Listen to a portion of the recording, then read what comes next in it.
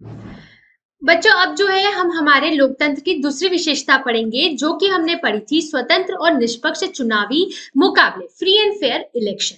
बच्चों हमारे जो लोकतांत्रिक देश को अगर हमें लोकतांत्रिक ही चलाते रहना है तो उसका जो राज है वो लोकतांत्रिक तरीके से स्वतंत्र और निष्पक्ष तरीके से चुनाव कराने में छुपा हुआ है। क्योंकि अगर स्वतंत्र तरीके से चुनाव नहीं होते, निष्पक्ष तरीके से चुनाव नहीं होते तो हम हमारे देश को या तो तानाशाही की ओर लेके जा चुके होते हैं या फिर हम जो है एक ऐसे गलत नेता का चुनाव कर लेते हैं जो लोगों के कल्याण के लिए काम नहीं करेगा। जैसे बच्चों हम इसमें उदाहरण पढ़ते हैं जहां पर स्वतंत्र और निष्पक्ष चुनाव नहीं होते हैं।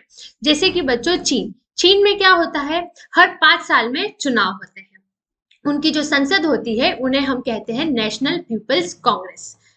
क्या बोलते हैं बच्चों? नेशनल पीपल्स पीपल्स कांग्रेस, है ना बच्चों। तो इसको कांग्रेस कहा जाता है। इस संसद में बच्चों ये संसद जो होती है बच्चों यही राष्ट्रपति को जो है नियुक्त करती है। इस संसद में कुल मिलाकर के 3000 सदस्य होते हैं। इनमें से कुछ सदस्य जो होते हैं वो सेना के भी होते हैं। जैसे हमारे देश के भी जो संसद है उसमें कुल मिलाकर के 788 सदस्य हैं और इनमें से जो कुछ होते हैं जो लोकसभा के जो लोग होते हैं वो मिलकर के हमारे प्रधानमंत्री को चुनते हैं। उसी प्रकार से यहाँ की जो संसद है वो राष्ट्रपति को चुनती है और इसमें कुल मिलाकर के 3000 सदस्य होते हैं। पर इसमें क्या होता है बच्चों कि यहाँ पर जो चुनाव होते हैं हर 5 साल में जो यहाँ चुनाव हो रहे हैं वहां पे सिर्फ एक ही पार्टी जो है वो चुनाव लड़ती है। तो बच्चों जब एक ही पार्टी है तो इसमें क्या हार और क्या जीत, सभी जीत ही जीत होगी, है ना। तो यहाँ पर सिर्फ और सिर्फ एक चीनी कम्युनिस्ट पार्टी होती है।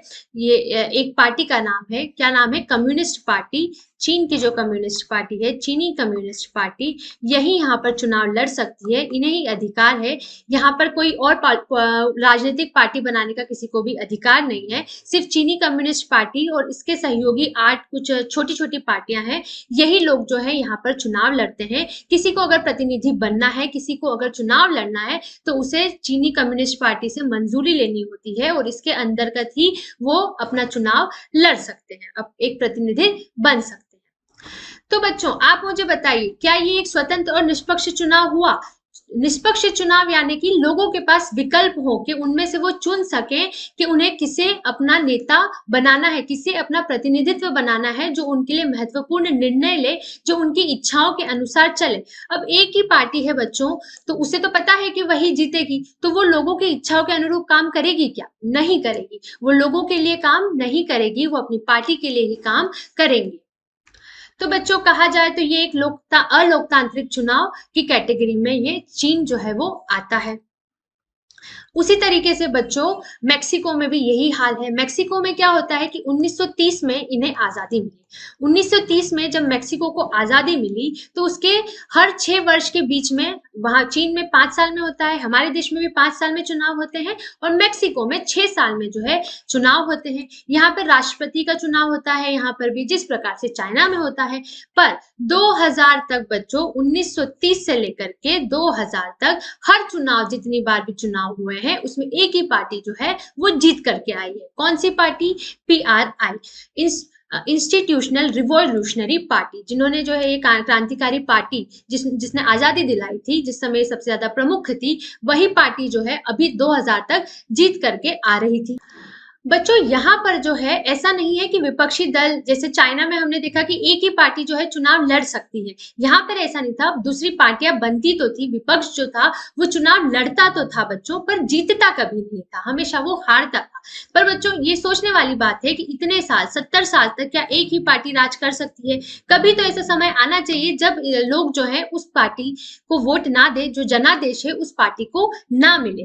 तो यहाँ पर जो है विपक्षी दल चुनाव में हिस्सा तो लेते थे, जीतते नहीं थे, क्योंकि जो ये पार्टी थी PRI, जो बच्चों ये पार्टी थी वहां पर, ये अलग अलग हथकंडे अपनाती थी क्योंकि ये सरकार चलाती थी। तो वहां की जो सरकारी मशीनरी है चुनाव में उसका उपयोग करना, जो सरकारी पैसा है उसका प्रचार में, वहां के अपनी पार्टी के प्रचार में उपयोग करना, उसका जो चुनाव आयोग है उस पे ये हमेशा दबाव डाल के रखता था, इस वजह से अलग अलग हथकंडे अपना करके जो है ये जीत हासिल करती थी। तो बच्चों इस प्रकार से अगर चुनाव हो भी जाते हैं तो लोकतांत्रिक नहीं होते हैं। सिर्फ चुनाव करा देना लोकतंत्र की निशानी नहीं होती है, एक स्वतंत्र और निष्पक्ष चुनाव होना लोकतंत्र की निशानी होती है। जो चुनाव होने चाहिए वो पूरी तरीके से स्वतंत्र होने चाहिए, किसी भी दबाव में नहीं होने चाहिए। वो इस प्रकार से होने चाहिए बच्चों कि अगर लोग जो है, अगर सरकार में बैठे जो पार्टी है उसको जनादेश नहीं दे रही है तो वो अपनी हार स्वीकारे और जिस पार्टी को भी जनादेश मिला है वो वापस से उसका कार्यकाल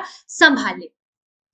लोकतंत्र में बच्चों जो चुनाव आयोग होता है वो पूरी तरीके से स्वतंत्र होता है, वो किसी के भी जवाबदेह नहीं होता है। वो इसलिए इस प्रकार से रखा जाता है ताकि किसी भी प्रकार की गड़बड़ी ना हो और चुनाव जो है वो पूरी तरीके से स्वतंत्र और निष्पक्ष हो। अगर वो किसी के दबाव में रहेंगे या सरकार के हिसाब से चलेंगे तो जो सरकार उस समय है वो उसका दुरुपयोग कर सकती है। तो हमने इस दो उदाहरण के माध्यम से जाना कि हमें जो है चुनाव किस प्रकार से होने चाहिए। एक लोकतांत्रिक देश में स्वतंत्र और निष्पक्ष होने चाहिए, जहां लोगों के पास विकल्प हो कि वो चुन सके कि हमें किसको हमारा नेता बनाना है। साथ ही में लोगों के पास जो है अवसर हो कि वो खुद भी खड़े हो सके प्रतिनिधित्व की तरह। जैसे कि चाइना में हमने देखा, मेक्सिको में हमने देखा, कोई भी जो है वो दूसरी पार्टियां जो है कि हम जो है दूसरी राजनीतिक पार्टियां बना सके, और उसी प्रकार हमने मेक्सिको में देखा कि पार्टी बना ले पर हमें जो है मुकाबले का निष्पक्ष मुकाबला हो ताकि जो नया इंसान है उसको भी मौका मिले। तो बच्चों ये जो थी वो हमारी दूसरी विशेषता थी लोकतंत्र की, कौन सी? स्वतंत्र और निष्पक्ष चुनावी मुकाबला। अब हम हमारा तीसरा देखते हैं जो कि है एक व्यक्ति एक वोट एक मोल। यानी कि बच्चों चुनाव में सबके पास समान अवसर हो। हमारा जो लोकतंत्र है बच्चों वो समानता की बात करता है, समानता पे उसका मेन फोकस रहता है। हमारा संविधान भी जो बना हुआ है वो भी समानता को सबसे ज्यादा ऊपर रखता है। यानी कि जो भी व्यक्ति है उसकी धर्म, उसकी जाति, उसके व्यवसाय या उसके कर्म के हिसाब से उसमें असमानता नहीं होनी चाहिए। समाज जो है वो समानता के आधार पर होना चाहिए। जैसे कि हमने देखा कि हम जानते हैं, बहुत लोग आप में से जानते होंगे कि सऊदी अरब में जो है बच्चों 2015 तक महिलाओं को वोट देने की आजादी ही नहीं थी। महिला वहां पर वोट दे ही नहीं सकती है।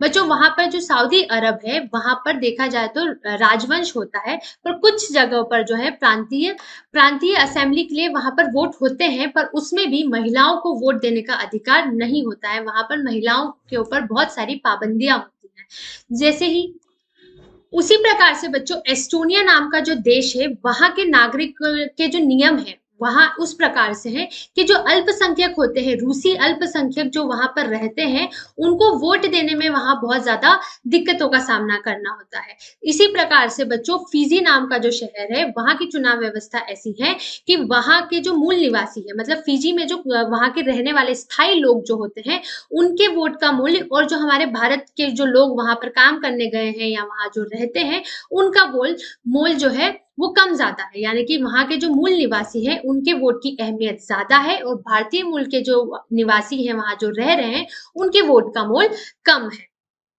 तो बच्चों ये जो है लोकतंत्र की निशानियां नहीं है। लोकतंत्र में क्या होता है, जो एक व्यक्ति होता है उसका एक वोट और एक मोल होता है, यानी कि समानता होती है।